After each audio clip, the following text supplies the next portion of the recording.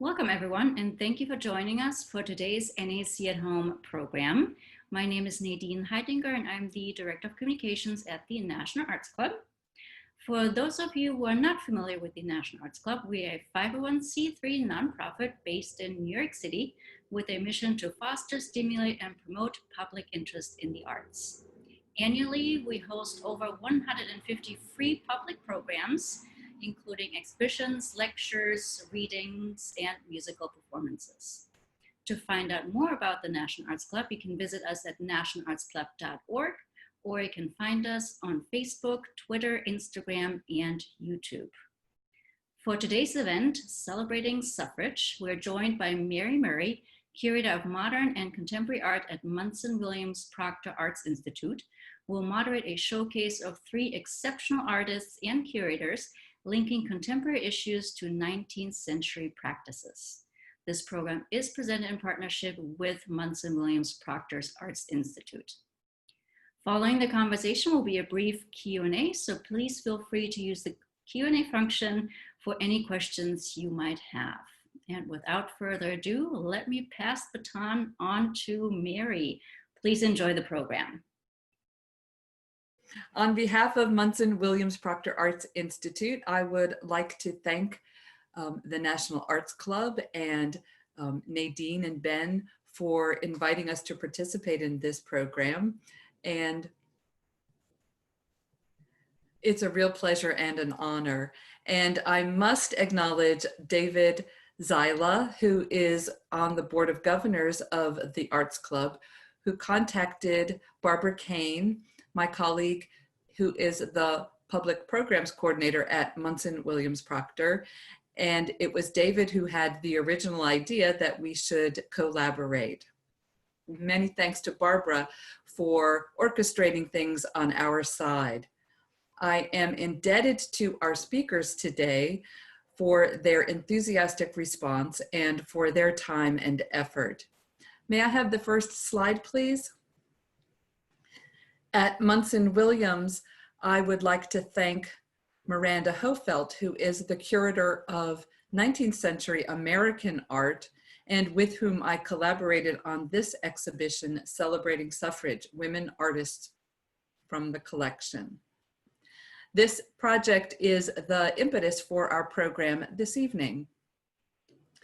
The show includes works of art dating from 1802 to 2019, and it demonstrates how women have created space for themselves as artists and designers, both amateurs and professionals, within a larger cultural context that was at best indifferent and at worst blocked their efforts.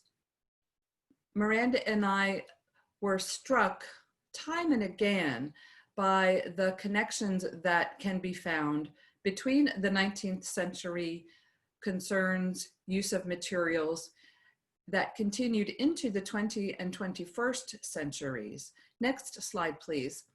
And it's that conversation between the decades over the centuries that is the real subject of our presentation tonight.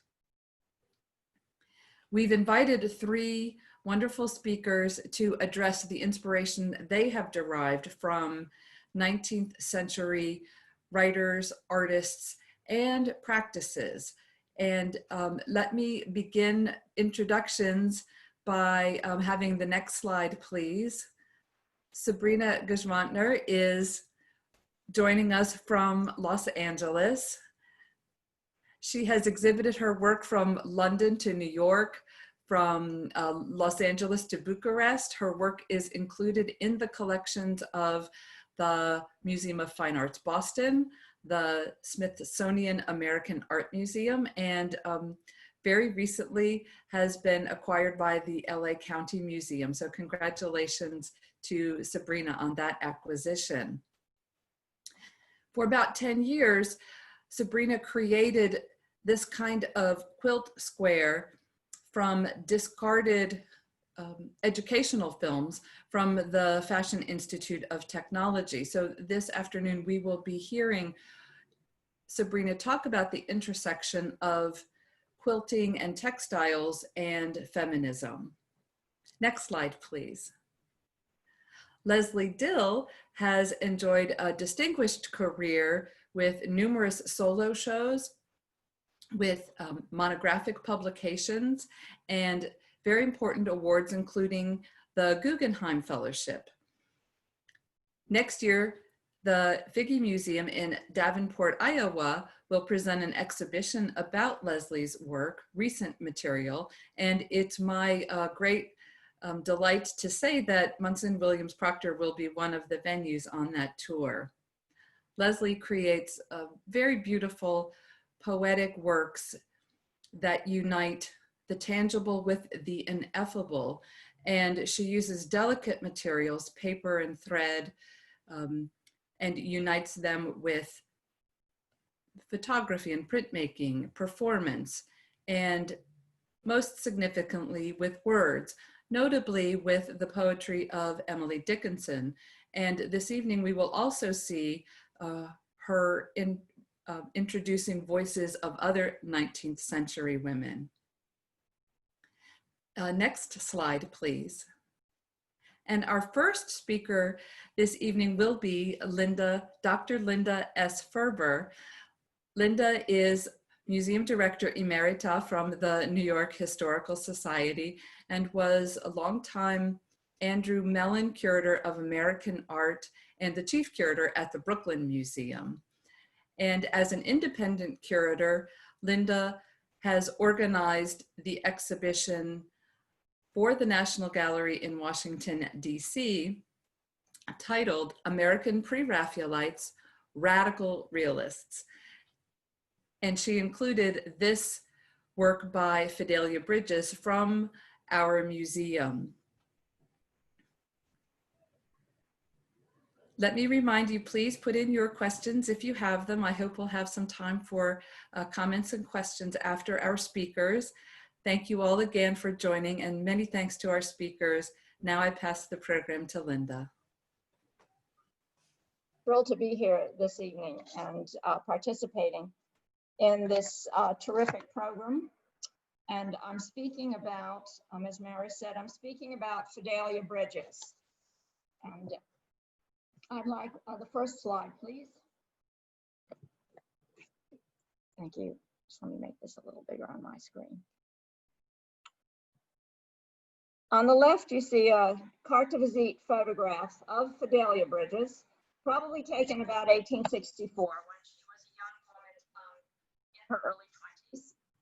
It's a fascinating document. Fidelia came to the studio wearing a snappy adaptation of a zouave uniform, dressed for a sketching expedition to draw and perhaps paint out of doors, as the landscape backdrop behind her indicates.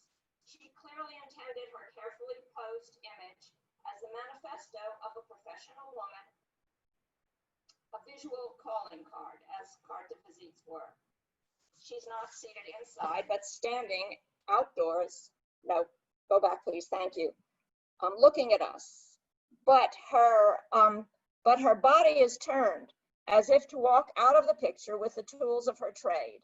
A white folding umbrella and paint box supported by a carrying strap over her shoulder. She was already a pro by 1864, as you see from this study of ferns. She had had early drawing lessons as a girl in Salem, Massachusetts, in the context of the education of a genteel young woman. She was the daughter of a prosperous ship captain in the China trade, but her skills became a means of earning a living after both parents died, one after the other, in 1849 and 1850. Fidelia and her sisters moved to Brooklyn, where they had family connections. She was a painter in oil and later a watercolor specialist. This early study measures only 10 by 12 inches, and it's characteristic of her early work in oil. It's a classic American oil study from nature. Think Asher B. Durand, think William T. Richards, and it's small enough certainly to have been painted out of doors. Could I have the next slide, please? Next, please. Oh, thank you. Okay. This is one of my favorites. Laura Brown in a wing chair. This takes us to Brooklyn, and the Brown family were apparently cousins of theirs. And the sisters reopened a school that they had tried to run in Salem with poor results. And Fidelia also continued her art studies in Brooklyn and neighboring New York City. These were separate cities, of course, with very separate and very rich art lives, each of them. A wonderful visual catalog of an upstairs chamber, either in the Brown residence or her own apartment with her sister. You can see the roofs outside, so you know that they're sort of almost in the garret. A daughter of the Brown family, Laura, a young girl, peruses an album of sketches, paintings, books, and portfolios, present a life dedicated to culture and the arts. While fine old furnishings, the wing chair, the rug, and the wonderful sort of desk against the wall, present a life, suggest the richer circumstances of her early life in Salem. And the fabulous trailing ivy that brings nature indoors. And I want you to note the small painting in the arched frame over the wing chair, which is so similar to the little painting of the study of ferns that we see on the right. Can I have the next slide, please? I'll try to stay steady. Okay. Somebody tell me if this is a good position to take, and I'll maintain it. This is, again, milkweeds, a tour de force. She had further instructions from William T. Richards. This is a work of 1876, who was an important mentor and lifetime friend from 1860 when they actually met. Here we have robust weeds flourishing in the middle of a cultivated wheat field. And it's a composition and a narrative similar to landscape parables painted by Richards during the Civil War a decade earlier.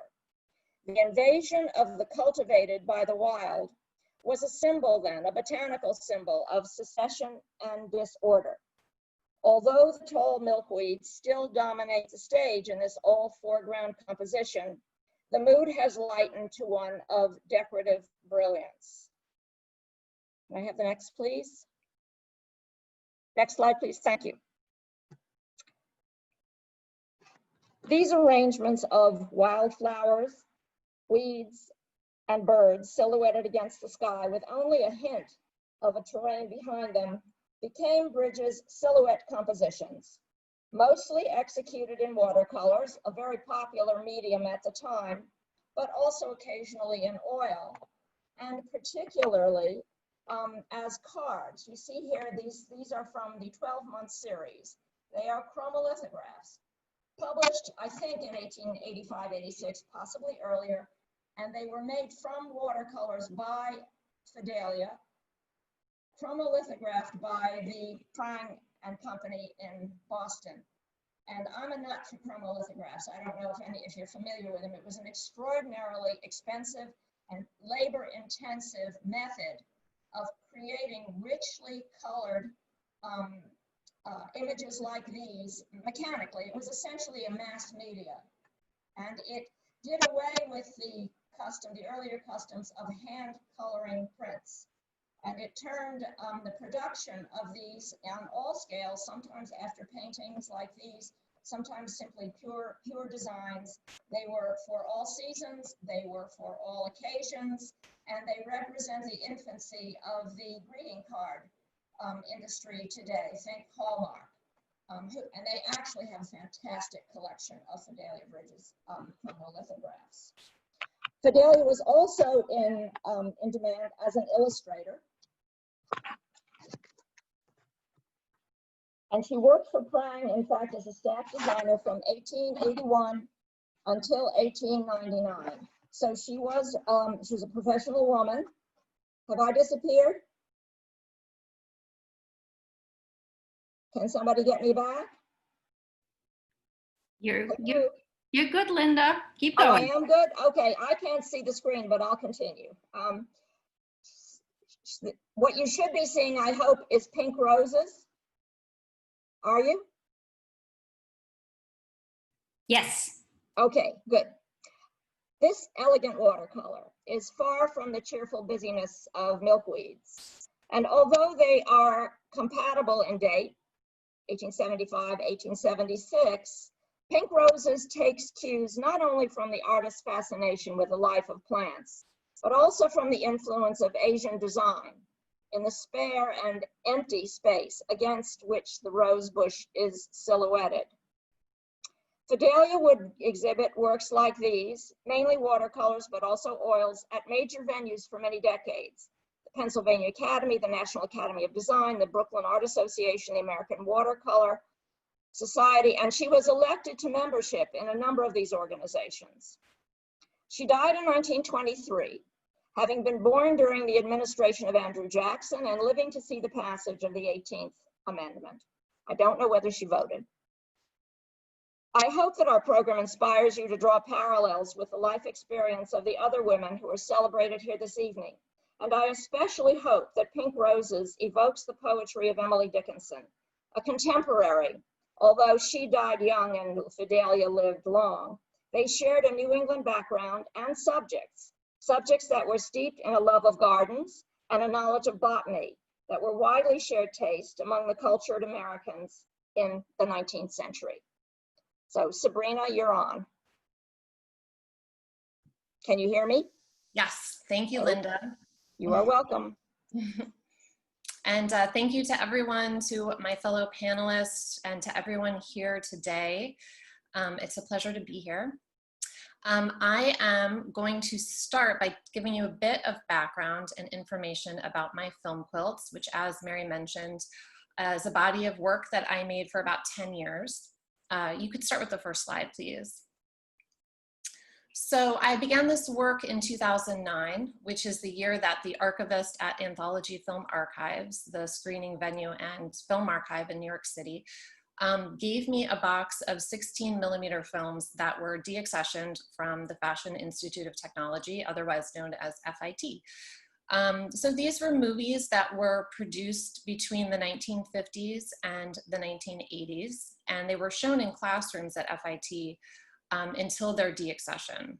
The box that I received from Anthology Film Archives contained educational documentaries about textiles, a very wide-ranging use of textiles. So textiles as art, as craft, as vocation, as military camouflage, as scientific metaphor, and textiles as political expression. Not only had the movie's subject matter, which was really mostly that of women creating textiles, been deemed unworthy of archiving or even really of use anymore at FIT, but some of the film had faded or discolored. You see the footage here that's red in this piece. That's an example of film fading from full color to this like mainly red color. So some of the film had this added like an additional layer of valuelessness to the work.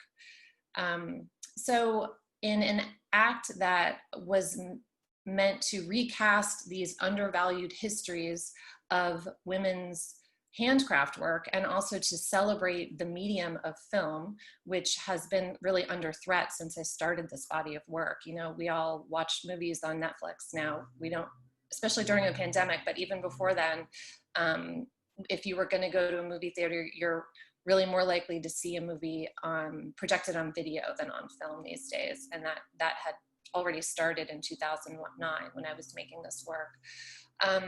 So I made my first 16mm film quilt in 2009 by cutting and sewing together lengths of film into a string quilt formation. And string quilts are often made with long, thin fabric scraps that are left over from other textile projects. And to me, linking movie film to textile seemed quite natural. I've always thought of movie film as a sort of textile because it takes 24 still frames on a piece of film to equal 1 second of motion. Film contains these sequential images that resemble patterned fabric. But there are also historical connections between filmmaking and sewing that are sort of little known.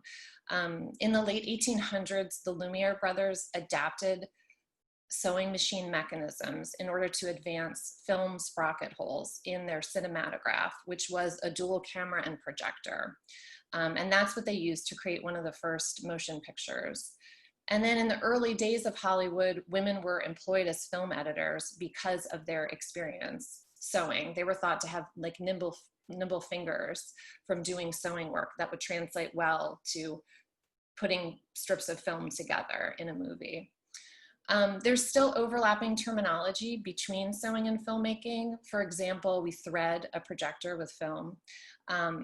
There's a notion that's called filmic suture, and that's the use of editing to draw audiences into a story. And I think of my film quilts as sort of a reconfiguring of this notion of filmic suture, or my sewing of film is the three-dimensional form of movie editing. And I think, to me, I think of how the thread that I use to sew together pieces of film is a material bond that reconnects these neglected handcraft histories to cinema. So the piece you're looking at here is titled Camouflage. So for this piece, I contrasted footage from an industrial textile manufacturing film. That's the dark footage that you see in this piece. And that film showed how fabric was made at the Bradford Dyeing Association in Rhode Island. And I contrasted it with footage from an instructional children's film about shadows from 1972. I purchased this film on eBay. And that's called Shadows Everywhere. And that's the pink footage. So we have the two films together. And I sewed them into a traditional sunshine and shadow American quilt motif using log cabin squares. The sunshine and shadow quilt pattern is the design that consists of contrasts in values of light and dark. And I designed this, there's so many different ways to make a sunshine and shadow design, but for this one, I wanted it to sort of look like there was a light source hovering above the piece, casting shadows that rippled down. Next slide, please. So the Bradford Dyeing Association was one of the oldest textile mills in the United States, and they provided camouflage to the US military for decades. They opened before the Civil War and closed in 2011 after years of labor rights abuses and environmental pollution. So the documentary about Bradford dyeing never got into what was being made at the factory, and it falsely paints a portrait of happy workers. In the 1800s, women first went into the labor force because they weren't needed on farms anymore, so they could go into towns and become part of the first industrial labor force in America. And in the 1830s, it was progressive and liberating for women to do factory work. But as the days got longer and the conditions got worse, women organized and protested. Next slide, please. The second film shows two children making shadow puppets in front of a piece of cloth and looking at shadows created by the sun. Can you go back 2 slides to the first slide again, please? So in combining these two films, I wanted to represent the idea of camouflage in multiple ways. First, you have the children in the shadow film just exploring concealment and shadow in a very playful, very innocent way, and that contrasts with the more sinister, literal camouflage being made at the textile factory. And third, to me, there was another act of camouflage which happened in the documentary about the textile mill. In other words, here I wanted to acknowledge that whenever you shed light on something, you also leave other facts in shadow, which is what the filmmakers did. So in working with these same films, deaccession from FIT, like the Bradford Dyeing Association film, which came from FIT, I've just developed all these different ways of working with the footage. Sometimes I will choose a scene or a subject or a narrative style from one of these documentaries to critique, as in Camouflage. And other times I chose a subject to honor, as in the next piece will show. So if you could go forward a couple slides to one more. Yes. So this is a piece called Elizabeth Keckley Diamond. For this piece, I created a center square and shifted it to form a diamond. That blue diamond contains footage from the 1988 film Hearts and Hands, which was directed by Pat Ferrero. Hearts and Hands is a documentary that chronicles the lives of ordinary women, as well as individuals like Elizabeth Keckley and Harriet Tubman. And it follows them through the great 19th century events of industrialization, abolition, the Civil War, westward movement, and suffrage.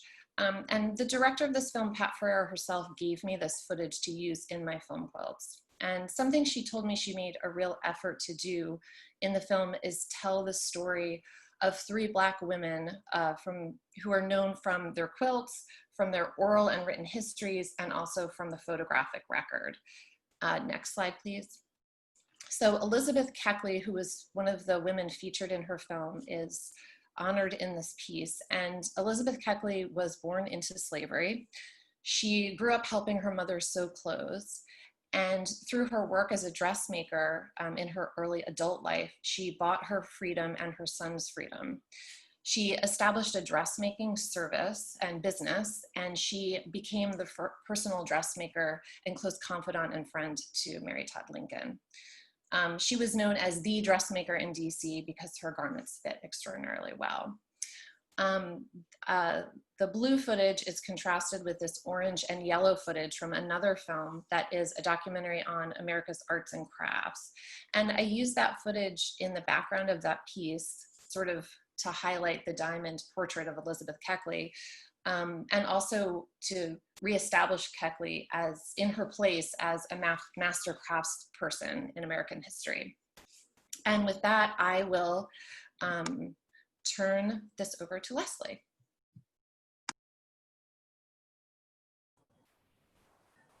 Sabrina, what extraordinarily beautiful and thoughtful work that you do. I am a fan. I have become a fan, and I'm going to Google you as soon as this is over. So thank you.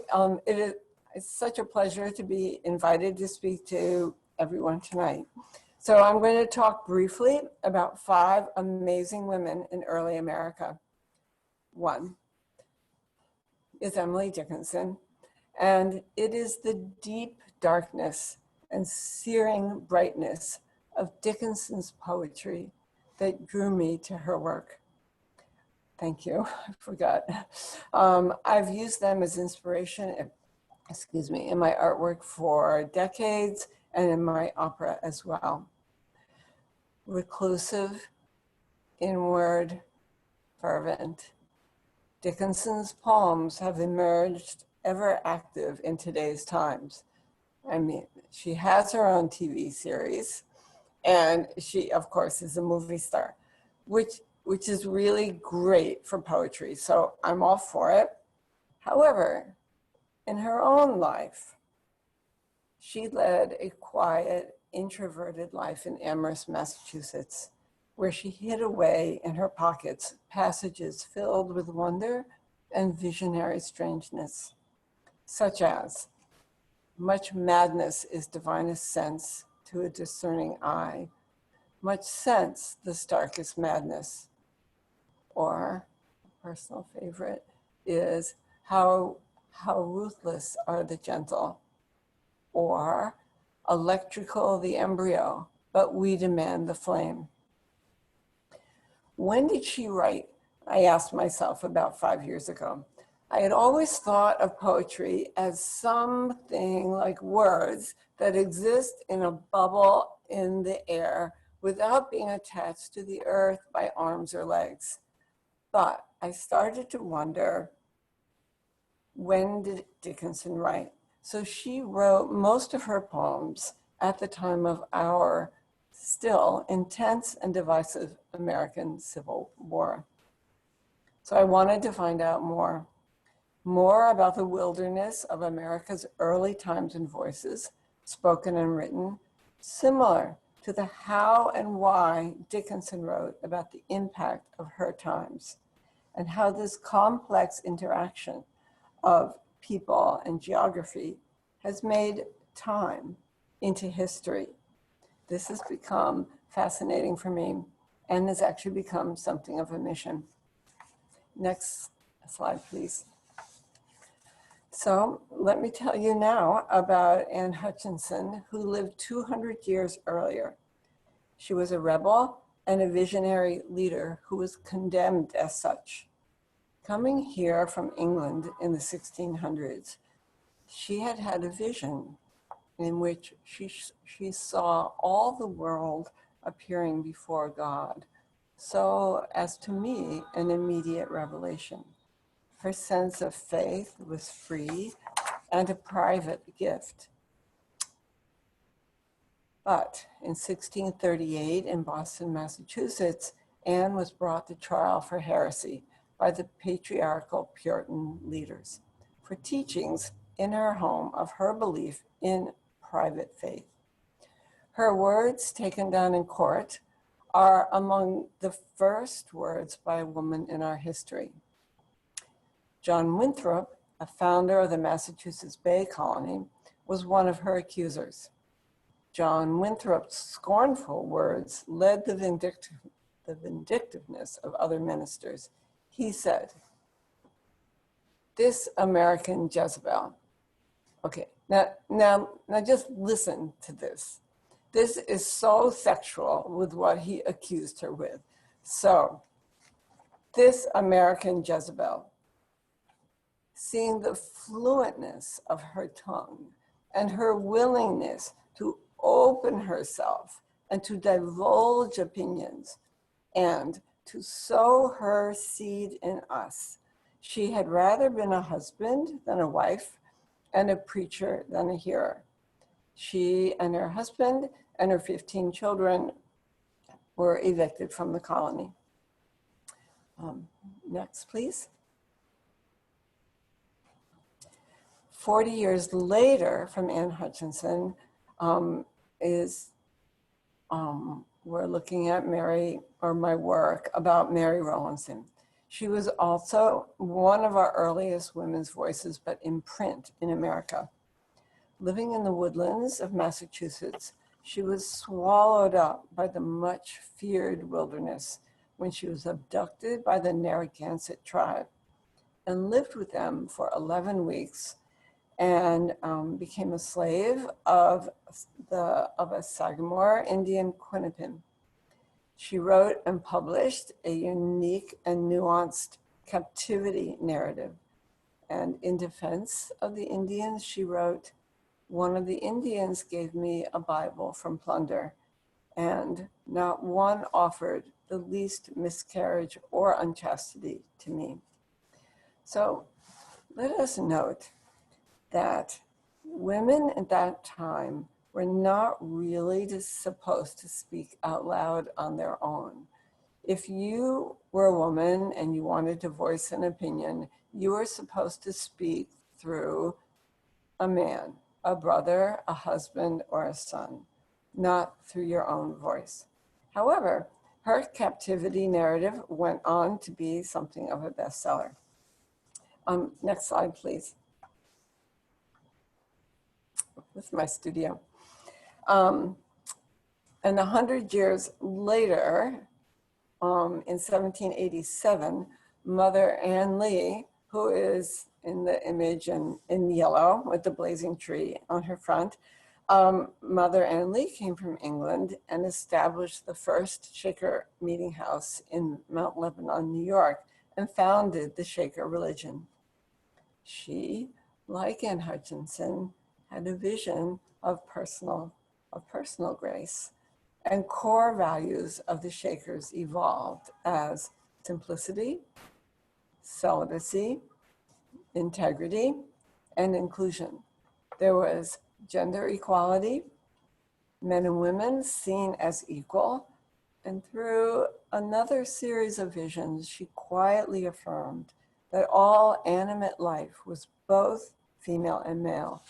Therefore, God was manifest in both male and female forms. They were also pacifists and welcomed many African Americans, Native Americans, and orphans during the American Civil War and after. Her way of worship included, we're all going to want to join now, her way of worship included ecstatic wild dancing, loud singing, and shouting. As Dickinson wrote, "Take all away from me, take take all away from me, but leave me ecstasy. This free form of physical emotionalism attracted many seekers. Eventually, almost 5,000 believers lived in communal villages spread from Maine to Kentucky. Next, please. And to close, Sojourner Truth is, so these dress figures are 8 feet, and they are my homage to these women that I speak of tonight. So to close, Sojourner Truth is a heroine sewn inside America's stain of slavery, who escaped and shaped herself into a leader and a speaker before thousands for truth. Of her time as a slave, she said, "I used to hate white people," but she went on to be a free woman, fearless and forward, an abolitionist, an orator, a visionary woman at the very roots of the women's rights movement. On May 29th, 1851, she addressed the Women's Rights Convention in Akron, Ohio. "Aren't I a woman?" she said. She spoke eloquently, and she's often misquoted as, "Ain't I a woman?" But please note, she was educated, she was from the North, and sometimes people like to make her sound more quaint than she really was. Another story of where this phrase, "Aren't I a woman?" came from is this, what I read. She was very tall, and she was speaking one day before a group of men and women. And they said, "You're not a woman. You are too tall to be a woman." And she said, they said, and your words are too strong to be a woman. You could not be a woman. And she said, "Aren't I a woman?" And she really, I read this. "Aren't I a woman?" And she lifted her blouse and she showed her breasts. And that's where that quote comes from. "Aren't I a woman?" As Dickinson wrote, "To be alive is power, existence in itself, without a further function, omnipotence enough." Thank you.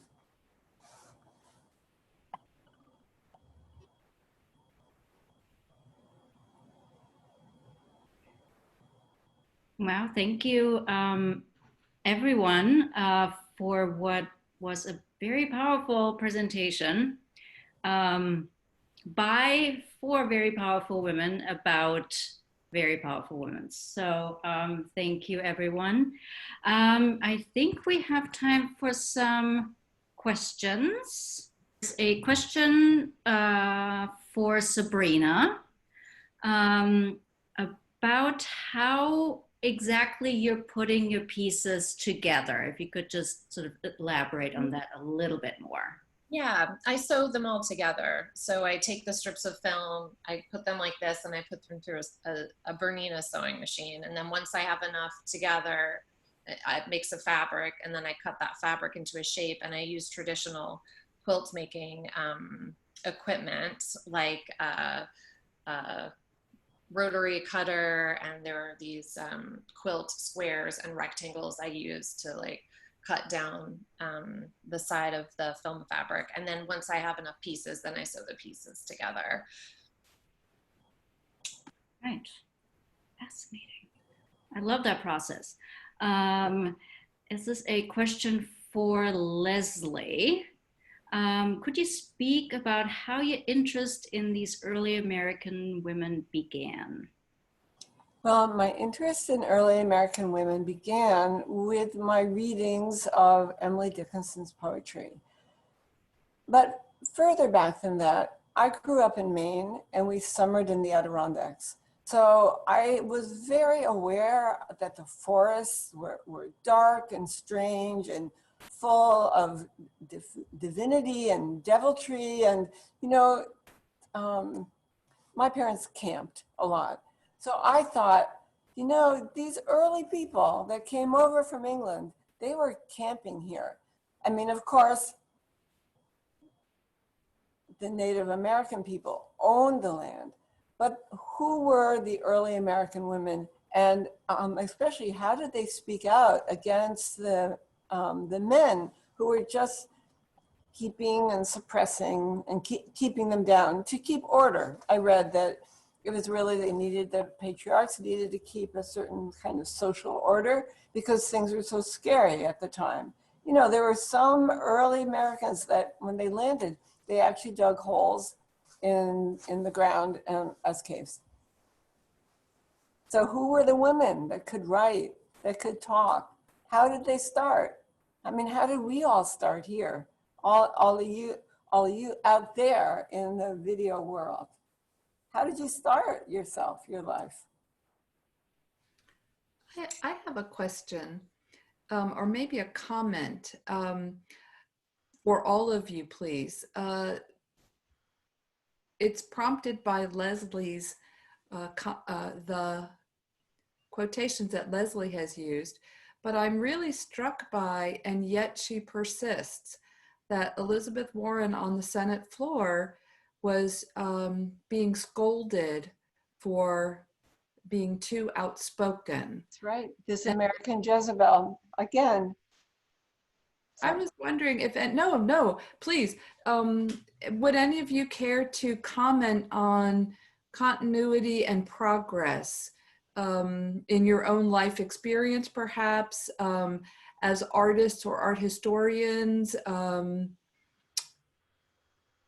Is there something that you would be willing to speak about along those lines of independence and being, I don't know, keeping in your place? It's Linda. I'll tell an anecdote that I will very much regret sharing, especially on Zoom. But nevertheless, this goes back to my first days as a graduate student at Bradford University. This is about my beginning of my graduate study at a very distinguished American university. And in my interview, I didn't realize really that I was being hazed, in essence. Everybody there who was in a position of importance was a man, a distinguished scholar. And I don't think they relished particular being assigned these, looking over the course cards of the incoming students. And everything that I said, you know, what are you interested in? And I said I was interested in this and that, but I knew that Columbia wanted me to not to focus too narrowly too soon. And he affected huge surprise. And he said, what are you talking about? We don't want people here who don't know what they're going to do. And this line of question and answer set up by, you know, and response went on for a while. And finally he drew back in his chair and he looked at me down his glasses and he said, I don't think we want you here at Columbia. I've now just given them away. And I said, but I've already been accepted. I mean, I was so stupid, you know, I was so stupid. And so he signed my card and he sent me on my way, but I staggered out, I remember. And I just wasn't going to let him see me cry. And so that was my introduction to graduate work. I look back on that. I marvel at my naivete. I wasn't very tough. I wasn't a New Yorker. But I give myself some credit for sticking to it. I think the last thing I said to him in a trembling voice was, I know I'm going to prove you wrong. Good. And I went on to get a doctorate, but anyway, so there you are. Thank you. That would not happen now, believe me. Yeah. So there's progress. This was in the 1960s. Yes. Yeah. Yes. That's right. I saw that there was one question about what does this have to do with suffrage? And Miranda and I organized the exhibition to promote women artists from our museum's collection. Many of the works of art hadn't been on view for ages, some probably never at all. Some of them were created by what we might consider amateurs from the 19th century.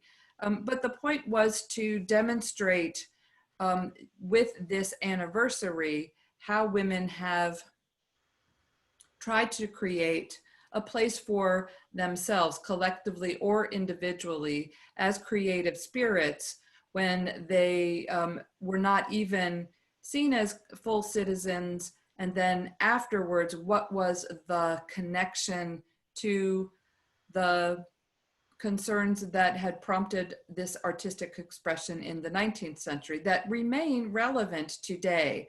So perhaps the connection to suffrage is tenuous, but I was really interested in the relationship to full citizenship. And I should, of course, point out, meaning white women of a socioeconomic class from 1920. From before and after that marker, what had happened prior to, what had happened afterwards, and what remained constant? Well, I think it has everything to do with suffrage, because I equate suffrage with emancipation and freedom. And all of the women who have been discussed today had transformative experiences in which it was simply necessary for them to make their way in the world. And I mean, I think that I was struck reading again the early story of Fidelia Bridges, living comfortably as a ship captain's daughter in Salem. And then everything was turned upside down when their parents died within days of one another, and they were on their own. And so the genteel skills that she was taught as a young lady of a certain socioeconomic stature were immediately put into a different position now. This was a way that she had to earn her bread and to help to support her several siblings. And so it's making a freedom for yourself. So I see them in a way as, you know, suffrage was a campaign for the political, the political recognition of those kind of acts, that women had an autonomy and an authority and a capacity that was not recognized outside of the home and certain kinds of accomplishments. So I think it really has everything to do with suffrage. Thank you. And there's something that's also about the emancipation and the suffrage of awareness. I was lucky enough as a young artist puppy here in New York City that my main mentor was the artist Nancy Sparrow. And I had not realized that I had always thought of the word hero as a man. So linguistically, she woke me up. All of her work always was about centered in a woman hero or heroine. And that changed me, because that was at a time when, a man, the word man or the pronoun he stood for all of us.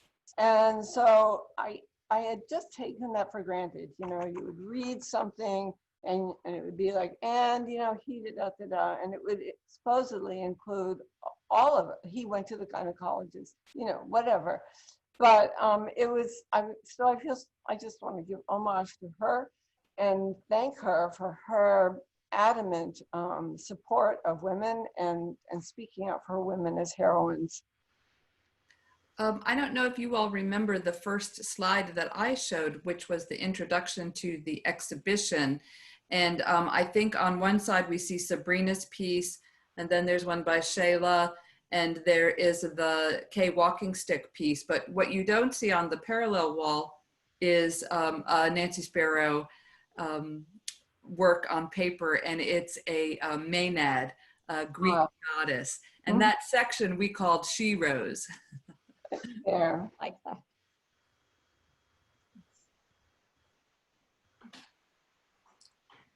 Right.